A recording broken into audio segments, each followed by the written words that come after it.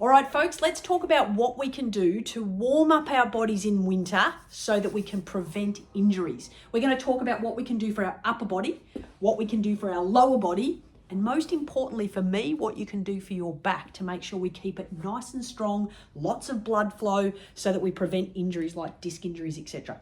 So the first one we're going to do is upper body. This is as simple as start slow. If you've got a shoulder injury, please be mindful to avoid this if it causes aggravation. But we're going to just do simple circles. Now, the idea of doing this, rounding our bodies, this is a little bit of a coordination effort here.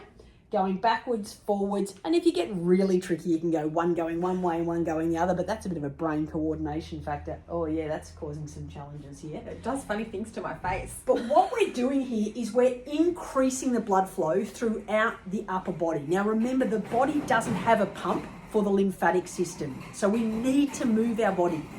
All of the muscles need to contract so that we can pump that fluid back up, in this case, up into our lymph glands in our axillary area or in our armpit, to be able to allow the body to process those and extract and get rid of all of the nasty toxins and things like that that can be in our body. So moving our upper body is really important. And sometimes during winter, we have a tendency to sort of sit there with our shoulders up like this, rugged up in extra clothing and not move very much at all. But it is really important to keep everything moving. So that will increase the lymphatic return up in the upper body, and it will help to prevent injuries if you have to go and lift heavy shopping, putting clothes on the line and things like that. It will help keep the muscles supple and moving, because the more we move, the more we lubricate the synovial fluid within our joints, and the better our joints will feel and the less likely we're going to have any injuries. So that's super important.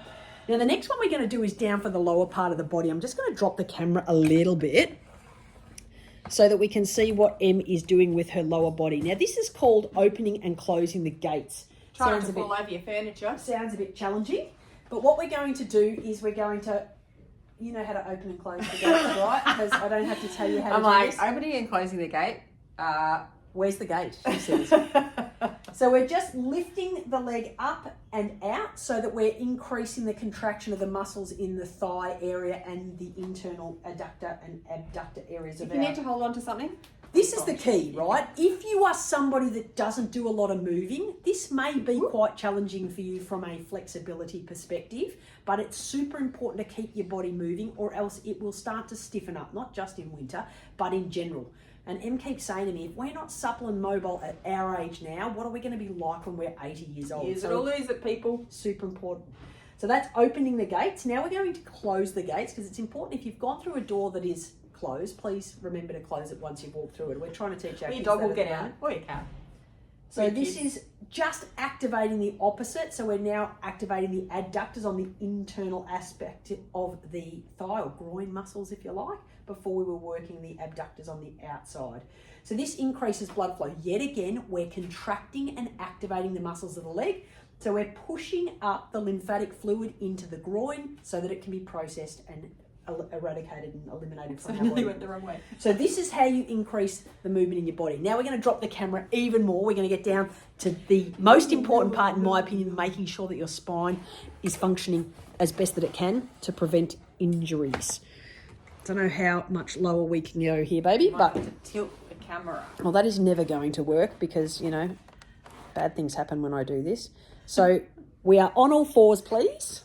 It's super important to be able to increase the mobility of your spine. I'm just going to come and squat behind you. What we're trying to achieve here is a curve in the back one way and then an arch in the back the other way. So this is called the cat-cow. As you can see, Em's lifting her head to achieve that really curved spine here. So it's giving you flexibility throughout all of your spine, tucking her chin all the way to her chest and trying to push this part of her back out. So you're literally flexing the lumbar spine joints and the thoracic spine in the complete opposite direction throughout the entirety of this movement. We're tucking our tail under at the peak of this contraction, and we're pushing our tail into the opposite direction at the end of this contraction. So in and out, we're literally rocking our spine back and forth like this to be able to increase mobility. Nice and slow, you don't need to go fast.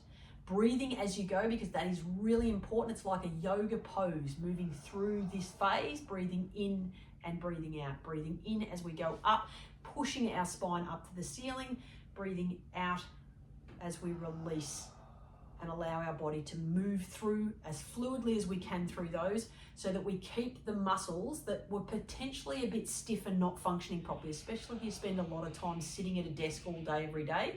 This is a great way to prevent lower back pain, and it's a really good way to move back into rehabilitation if you have had a disc problem or if you have had a lower back issue. Just that movement is enough to prevent the stiffness that means an injury goes on for ages. And then you're too nervous to move it. Getting a bit of movement through there is actually really, really important. So these are the things that we're going to do now. I want you to encourage, move the arms, move your legs, move your back, so that we can prevent injuries and that we can increase the blood flow through our body during winter, so that we don't, one, get injured, and two, don't feel so cold and wrapped up like this. Just remember, keep your body moving. That's the key to staying warm this winter. Just feel amazing. Absolutely. Just those exercises, you just feel so... Wake up your cells, as Em says, the most important thing that you can do. Even if it's just stretching, it's okay if you don't feel like going for a big walk out in the cold, if it's raining or what have you. But moving your body in some way, shape or form is better than not moving at all, because otherwise we do start to stiffen up. We then see more injuries. We're more likely to see arthritic changes in this weather. So it is important, really important, to get your joints moving in whatever way makes you feel comfortable. Yep. As Em says, if those opening and closing the gates makes you feel a little bit unstable with balance, balance is really important. As we get older, we start to lose it a bit, so it is really important to maintain that. Hold on to something to be able to do those exercises. We don't want anyone having any falls. Really super important. So thanks for having us on your therapeutic journey. Ooh! Don't It's fall over. as simple as that. I know, just about broke my neck on nothing. There is nothing down there but air.